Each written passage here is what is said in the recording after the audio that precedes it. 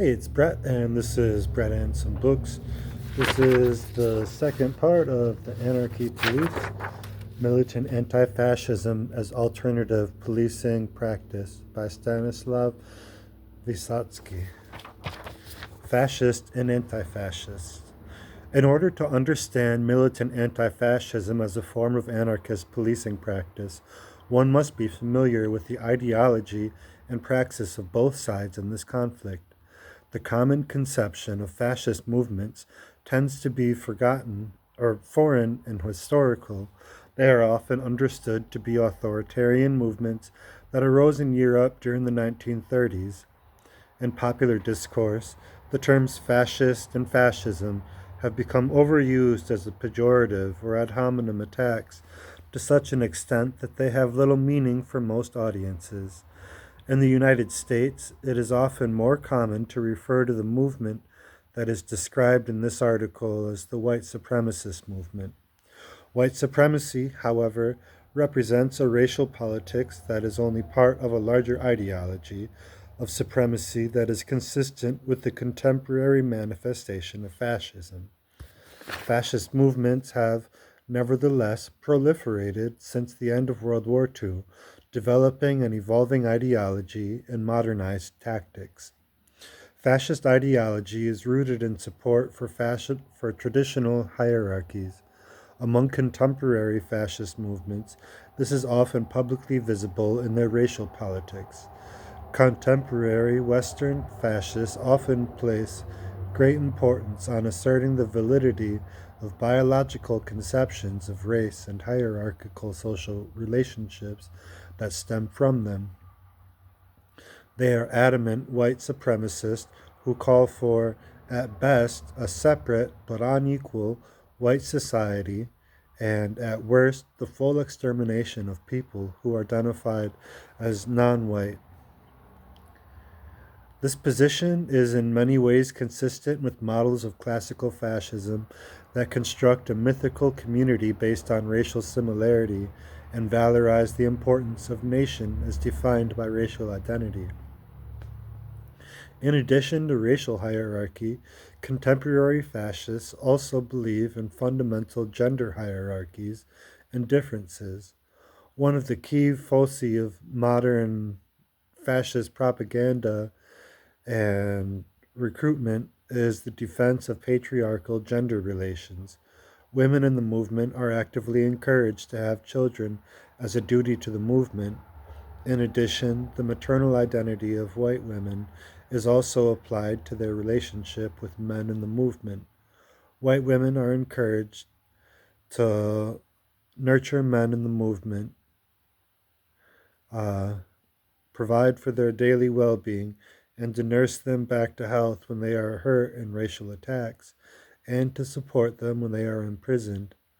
Race and gender are often conflated to construct white women as victims of sexual predation at the hands of non whites. Ironically, women are simultaneously encouraged to take on active roles, including leadership positions, in contemporary fascist movements. Women who have grown up internalizing feminist values of autonomy find space within the movement to express their personal desires for power and control over their lives through expressions of power and control over the lives of racial and ethnic minorities. Women who are recruited into the movement are given opportunities to establish themselves as formal and informal leaders through participation in the social movement activity. In addition, participation in rallies and engagement in acts of racial violence serve to give female fascists a sense of self efficacy and empowerment. This is especially true for women who participate in racist skinhead groups that celebrate strength in the use of violence as an end in itself. By appealing to certain feminist sensibilities while retaining a patriarchal ideology, the white supremacist movement can present a safe space for women to simultaneously be strong leaders and continue to hold on to the quote traditional end quote beliefs about gender identity. Beliefs regarding race and gender among contemporary fascists draw links to traditional fascist ideology while adapting to contemporary sensibilities regarding gender identity. Contemporary fascist ideology retains much of traditional fascism's populist critique. Fascist movements construct themselves as revolutionary movements who oppose existing elites. These movements, however, simultaneously scapegoat underprivileged groups such as racial minorities and the poor. Some aspects of both traditional and contemporary fascist movements mimic concerns traditionally associated with the progressive social movements. Fascists have traditionally rallied workers around economic concerns and issues of job security, and the fascist movement has even addressed ecological concerns by articulating an ideological link between the land and racial identity. The traditional fascist solution for social problems lies in the hands of a strong leader who can replace existing elites, suppress dissent from the underprivileged, and unite the nation. Contemporary fascist movements often do not adhere to this model of unwavering support for a central state and charismatic leadership, and favor the development of stateless systems of ethnically pure villages. End quote. This ideological tendency in modern fascist movements is also critical of globalization, capitalism, and totalitarian states, such as the old Soviet Union. The recently articulated third position, or national anarchist ideology, which posits itself as a rejection of left right dichotomies, promotes racist communitarianism and racial democracy as a political program. The ideological development of contemporary fascist movements demonstrates a clear engagement with changing social realities and political landscapes. This ideological shift within the fascist movement is similar to the post materialist shift to new social movements found on the left in recent decades. Vyotsky and Dentist, 2008, organizing and activism for the fascist movements has therefore also shifted from a traditional political model based on building parties and organizations to one that focuses on subcultural participation of the creation of prefigurative space, a social movement practice that involves the creation of idealized social relations in social and physical spaces outside of the control of formal authority. Since the 1970s, fascist groups have strongly focused on recruitment through participation in punk and skinhead subcultures, which have significant subcultural overlap. Because participants were seen as particularly open and susceptible to the ideology of the movement, participants in these subcultures often experience a sense of exclusion from normative society and social strain, which has been exploited by fascists from inside and outside the subcultures as a means of recruitment. These efforts, however, were largely unsuccessful because of the left wing ideological orientation of the subculture, which generated a popular opposition. This popular opposition has formed a decentralized anti fascist movement that organizes to confront, often violently, fascist participation in these subcultures as part of a broader struggle for liberation and human dignity. Subculture, prefigurative spaces, and anti fascism. As social movements evolve to address post materialist concerns, they place greater emphasis on identity construction through the creation of culture and participation in subcultures. Similarly, scholars have identify subcultural participation as a form of resistance to dominant culture and as political action. Subcultures, therefore, serve as ideal prefigurative spaces wherein social movements may experiment with creating social structures and conditions that reflect their ideals. Punk rock has long been identified as one such subculture because of its radical break from mainstream culture, do it yourself ethic, and, often, anarchist ideology. Punk entered mainstream consciousness in the late 1970s when the Sex Pistols shocked the British press with their disturbing appearance, inappropriate behaviors, foul language, and nihilistic anarchy, in addition to their unprofessional, loud, and distorted music. And while the Sex Pistols' 15 minutes of fame ended in early 78, the subculture that they were part of flourished because of its resistant qualities and ideological orientation. Quote, punk had to die so it could live, end quote. Clark, 2003.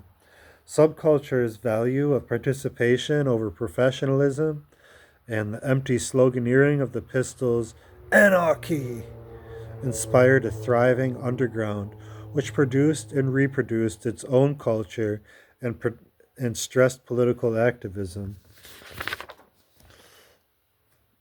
By rejecting mainstream institutions, punk subculture began to serve as a prefigurative space in which social movements could build alternative structures consistent with their ideals. The early punks' use of left-wing slogans and right-wing imagery drew both political tendencies to the subculture. The first wave of punks notoriously decorated their bodies and clothing with swastikas without articulating a clear meaning or intent. Hebdige famously argued that the punk use of the swastika was an ironic symbol of resistance that reinterpreted it not as a marker of the wearer's fascist tendencies, but as a representation of the individual's frustration with social norms and polite society. Alternately, Cohen in 1980 and in 2009 critiqued this analysis by pointing out that meaning was ascribed to the swastika with little regard to the actual punk's interpretation of its usage. The ambiguity of meaning created a unique opportunity for fascism to make inroads into a distinctly oppositional subculture. As Ham, 1993, points out, the subculture's nihilism and acceptance of violence presented an ideal recruiting ground for the fascist movement. Neo-Nazis viewed punk alienation as a key issue that they could exploit and build an active and aggressive movement. Punk's embrace of the shocking and offensive allowed the fascist recruiters to frame their movement as a radical rejection of mainstream values. Despite such efforts, the subculture is primarily defined by its left-wing, anarchist orientation. Most punks embraced the anarchist stance of the subculture's pioneers and explored the ideology behind slogans. Anarchist punks summarily rejected the mainstream music industry, media, and fashion in favor of developing their own do-it-yourself underground institutions for the production and dissemination of music, magazines, and clothing. These practices allowed anarchist punks to build their own network outside of existing capitalist structures based on anarchist principles of egalitarianism and cooperation. Punk sloganeering quickly manifested in direct action in opposition to nuclear proliferation, animal abuse, racism, sexism, and virtually any other manifestation of dominant power. Thus, punks have been at the core of political protest movements since the late 1970s. The combination of a do-it-yourself ethic and a value of political activism has made punk an ideal subculture for the prefigurative experiments of both fascist and anarchist movements. With two conflicting political ideologies operating within the same subculture, punk rock quickly became a space of contention between them. Anarchist punks lay claim to authenticity of punk identity because so much of its subculture's practice reflects their ideology as noted above, yet fascists and neo-Nazis participate in the subculture out of an appreciation for the music and style as well as its utility in recruiting Confederates. This presents a unique dilemma for most punks who abhor fascism. How do they maintain the ideological integrity of the subculture and its function as a left wing, anarchist, prefigurative space when fascists insist on inserting themselves into it? A second dilemma is presented when fascist participation in the subculture results in excessive amounts of violence. The combination of neo Nazi ideology and expressive machismo often leads fascists to attack attendees at punk shows whom they view as violating the racial or gender purity of the space or scene. Using anarchist principles, punks often self organize in order to defend themselves and the subculture against the presence of the fascists and the violence that they bring. Consistent with new social movement practice, defense of subculture against fascists quickly extends into social movement activity as anti fascism moves out of the punk scene into militant opposition to fascist organizing on all fronts. It is my contention that this form of anti fascist organizing serves as a form of policing based on anarchist principles, accessing and understanding anti fascism. Subculturally oriented social movements, such as anti fascism, are easily misinterpreted by outside observers. In order to truly understand the clash between the fascist and the anti fascist, a researcher must develop a criminological verstehen of the actions and motivations of the individuals involved. Over the course of 7 years, I conducted an ethnographic study of militant anti fascist organizations. This research was conducted in two phases in 2001 to 2005 in an eastern U.S. city and in 2007 to 2010 in a western U.S. city. As a participant observer, I attended confrontational and non confrontational protests against the white supremacist groups, one regional and two national gatherings, a militant anti fascists, as well as numerous social events, including but not limited to punk, oi, and hardcore shows, DJ nights, film screenings, house parties, and informal gatherings in bars and other social spaces associated with punk and skinhead subculture. In addition to observation, formal interviews were conducted with 14 individuals in key organizing positions within the militant anti fascist movement. Because of the difficulties in estimating the population of anti fascist activists, a probability sample was unattainable. In order to obtain a national sample of participants, the formal interviews were conducted in one eastern city, one midwestern city, and two western cities. The formal interview process began with the participant answering a series of survey questions that was followed by a semi structured interview. In addition to the formal interviews, informal interviews were conducted as part of the participant observation process, with 30 additional individuals involved in militant opposition to the supremacists. Interviews were conducted with anti fascist activists who reside in all regions of the United States. Militant anti fascism, as can best be understood as an anarchist practice using case samples derived from data gathered in the observations and interviews described above.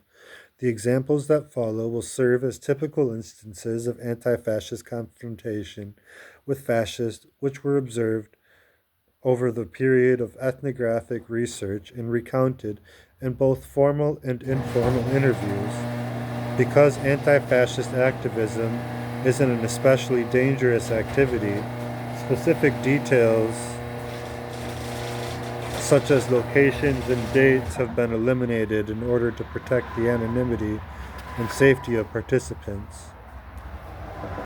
Militant anti fascism in prefigurative spaces. For most people, the conflict between fascists and anti fascists is evident only on the rare occasion of public events where the two clash. The everyday struggle between the two movements that occurs in prefigurative spaces is unseen by individuals outside of the subculture, but constitutes an invisible revolution being fought in underground social spaces.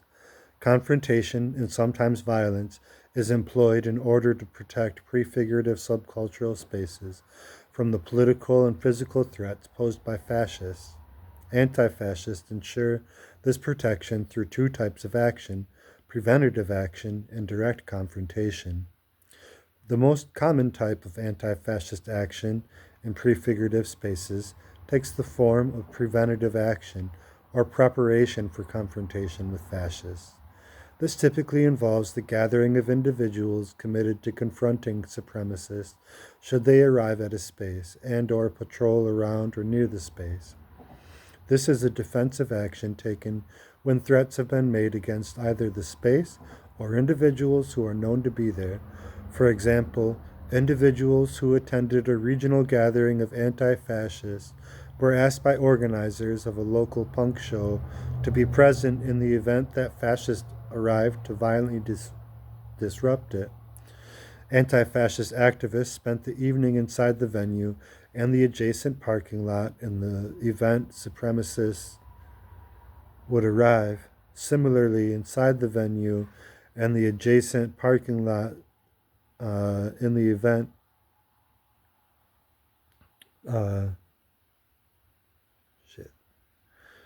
Similarly, a ska music DJ night that uh, served as a regular gathering of anti-fascist skinheads and anti-fascist activists typically included individuals who served as security beyond that provided by the bar because the event had been a target of supremacist violence in the past.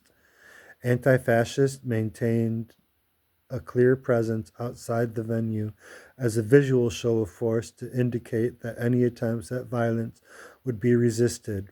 In such cases, this type of presence serves to dissuade fascist participation in subcultural prefigurative spaces because they find themselves facing mass opposition.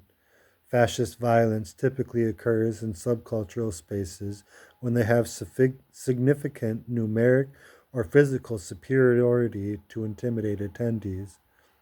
By amassing a clear, confrontational anti fascist presence, spaces become distinctly delineated as unhospitable to fascist participation or intimidation. A similar defensive practice is also employed when fascists threaten individual activists or subcultural participants. It is not unusual for anti fascists to be asked or volunteer to gather at the home of an individual who is being threatened by supremacists. For example, an activist who was not affiliated with an organized anti fascist group but filmed an anti racist rally organized by the group and posted it on YouTube was targeted by a group of fascists attempting to out the group and posted it on the anti fascist as a form of intimidation. Flyers were posted in his neighborhood identifying him as an anti white activist, signaled a potential threat to his safety and that of his household. Because the fascists in this city had a history of violence, including attacks on the homes of people identified as anti fascists, this activist called upon the anti fascist organization in his community to provide protection for him in the event that his home was attacked. The anti fascist group organized a series of protective actions designed to dissuade potential fascist violence, including maintaining a presence inside and outside of his home, surveillance of the block on which the home was located, and patrols of several blocks surrounding the home. These types of activities serve as typical response in the immediate aftermath of credible threats or incidents of fascist violence against individuals or households. In general, these gatherings serve not only as a demonstration against of a show of force against potential fascist threat, but also give the threatened individual a sense that he or she is genuinely being protected. In most cases, Police are unable to provide the kind of protection necessary to dissuade the threat of fascist violence. In the case above, the flyer would not serve as a direct threat that justifies a protective detail. Yet interview subjects consistently noted it would that these tactics were a common form of intimidation and a precursor to violence. Moreover, if a fascist attack does occur, police response is after the fact and involves a criminal investigation. When the victims are fellow subculturalists, police investigation often reduces the incident uh, to gang violence, and it's accompanied by victim blaming attitude that does not signal a sense that justice will be served to anti fascists. A militant anti fascist response, therefore, not only serves to reassure the threatened party that it is protected, but also provides direct response to a threat that may not be appropriately handled by the state and legal institutions. In most cases, the type of mass gathering described above is supplemented by small groups of anti fascists who patrol the immediate area in search of potential fascist threats.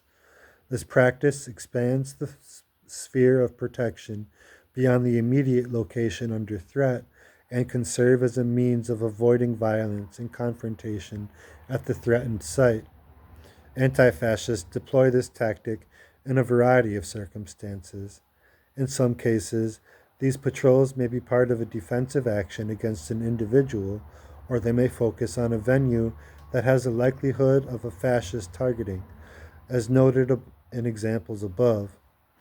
Anti fascists deployed in the patrolling strategy at the rally filmed by the activists who called upon their protection, discussed above. This rally was organized by anti fascists in response to a national gathering of fascists in their city. The potential for a large number of fascists in the community presented a unique threat to the attendees of the mass rally. In order to provide security, anti fascists established teams of activists who patrolled the perimeter of the park in which the rally was held in the event that fascists would attempt to disrupt the rally with violence or confrontation.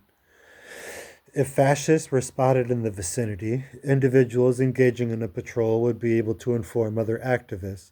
This type of action allows activists engaging in defensive presence at a site to prepare for a potential confrontation. In many circumstances, anti fascists can also choose to confront the fascist located on patrol before they reach the site. This moves the conflict onto the street and therefore serves to shield the venue or individuals under threat. In addition, such patrols serve as a signal to any fascist who may have plans to attend an event or attack an individual engaging in a patrol would be able to inform other activists. This type of action allows activists engaging in defensive presence at a site to prepare for a potential confrontation. In many circumstances, anti fascists can choose to confront the fascist located on patrol before they reach the site.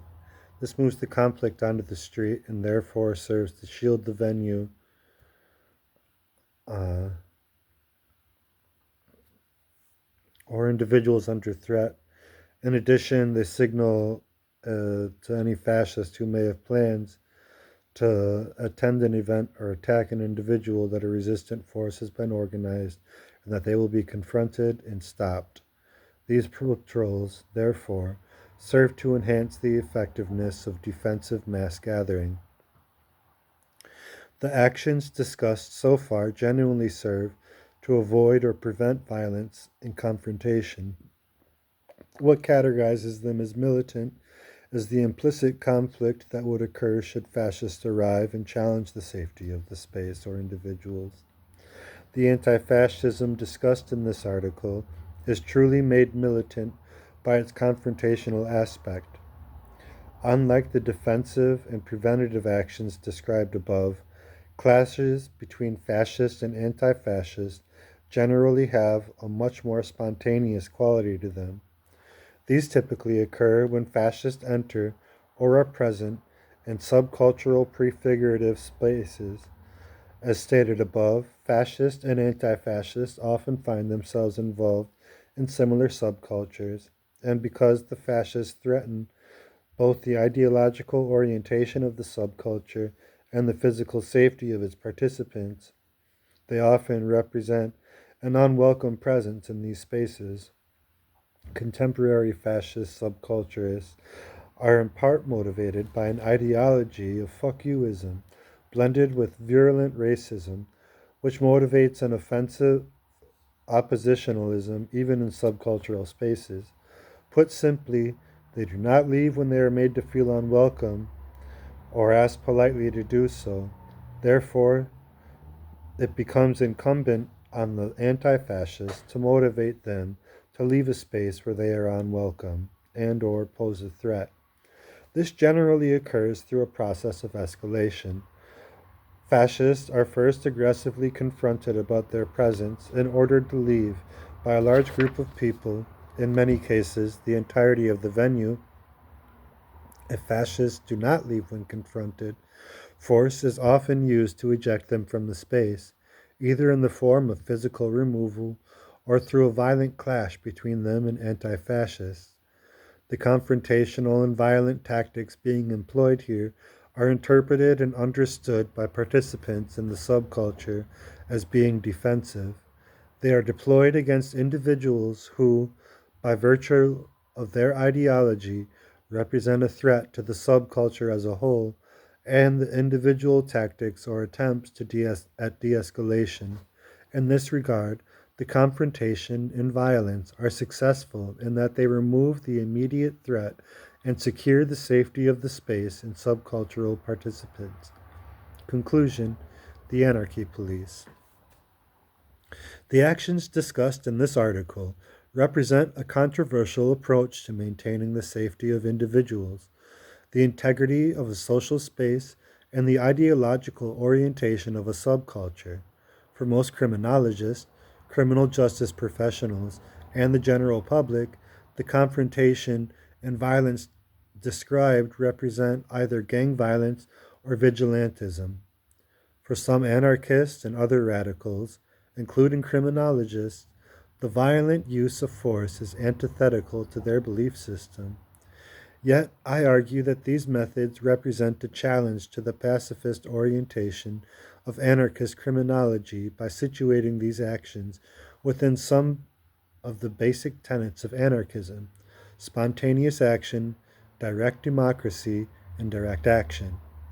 Anarchism has a history of arguing for spontaneity as an alternative to the rigidity of life constrained by institutions such as the family, religion, the state, and work. Anarchist criminology, therefore, argues for not only the redefinition of spontaneous lawbreaking, but also spontaneous action in defense of the collective and social order. The confrontational and violent actions described above are consistent with the spirit of spontaneity. Such confrontations are generally not pre-planned or organized because in many cases the fascists enter a space without the prior knowledge of organizers or other participants, often with the desire to engage in violence. Under such circumstances, resistance to the fascists is spontaneously organized by individuals committed to anti fascism. These individuals make on the spot decisions regarding the most effective and appropriate tactics for ensuring safety and order. Such spontaneity ensures that one individual or group does not necessarily hold power in these situations because anyone can organize and or take part in such a confrontation. Power is also decentralized because it is deployed temporarily rather than being asserted through a social institution. The individuals acting against the fascist threat have no power beyond the immediate situation, and any attempt to assert additional forms of power or control would be resisted by members of the subculture and even their anti fascist compatriots. Unlike professional Unlike a professional police force, which requires specialized training, certification, and a rigid hierarchy. Militant anti-fascism is directly democratic, much of like the processes of oming and corking. Anti-fascist actions are open to anyone willing to participate. The spontaneous confrontations described above, by their very nature, are inclusive of all people who wish to confront the fascist presence in the space. The more organized actions required for securing a space or providing protection for individuals being threatened by fascists are often equally democratic, based on decision making processes of the groups involved. Organized anti fascist groups tend to be less open in terms of membership for reasons of security as a result of threats from fascists and police, but their internal decision making processes reflect anarchist principles of non hierarchy and direct democracy. Anti fascists have no formal leadership, with decisions being made by the group as a whole. This is true both of small anarchist practices, of local groupings, and regional and national bodies. The decision making processes reflect anarchist principles by striving for consensus and or requiring supermajorities for ratification. Individuals are always free to dissent or not participate in actions with few consequences. Finally, and most importantly, anti fascist militancy represents a form of direct action against the threat posed by fascists. Rather than relying on the state, anti fascists self organize for their security because they generally have distrust for the state and specifically the criminal justice system embodied in police and courts. Born from their adherence to anarchist ideology and their subcultural experience. From a particular standpoint, police are unreliable for providing security when a conflict arises with fascists over a subcultural space. Because their interests rely on protecting public order, police will at best escort fascists away from the area and at worst arrest anti fascists. As anarchists, anti fascists are unlikely to call police on principle since they represent the state and an arbitrary display of power. Anti fascism, therefore, serves as a means for participants in a subculture influenced by anarchism to self organize for their own security. This represents a unique form of direct action that it not only rejects the state's legitimate claim on violence, but it also prefigures a model of community safety and self defense in a society without police. The anti fascist practices outlined in this article represent a major break from the contribution to anarchist criminological from a major break from and contribution to anarchist criminological theory. Much of the work in this theoretical tradition has been focused on presenting a critique of dominant understandings of law and order without presenting alternative models. When such alternatives have been theorized or proposed, they have generally been rooted in pacifist or nonviolent practice.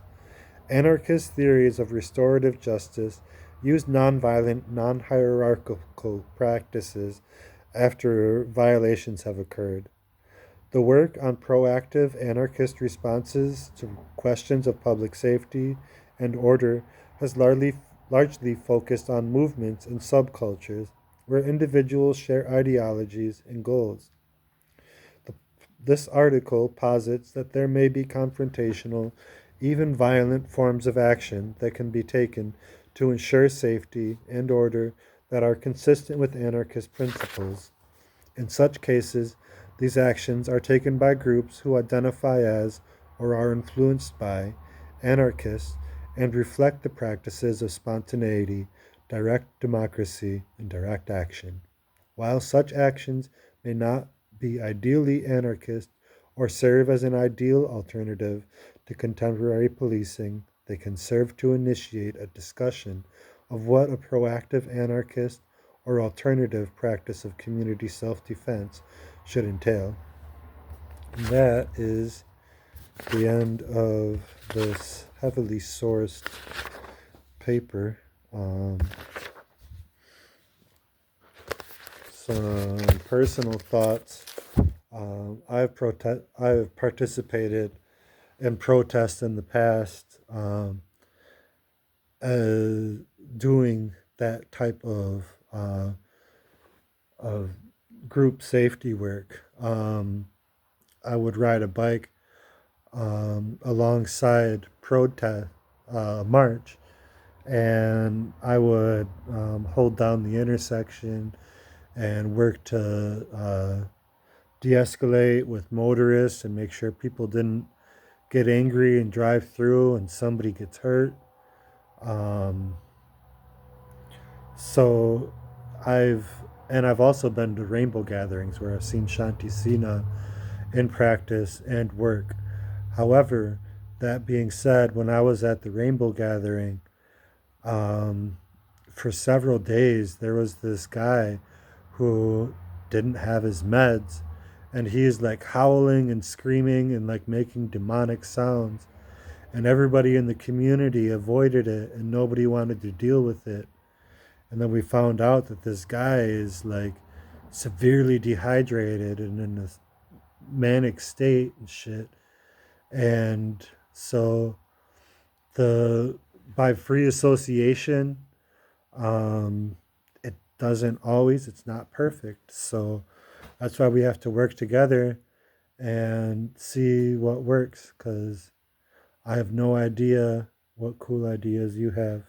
So please like and follow, and be nice to your neighbors.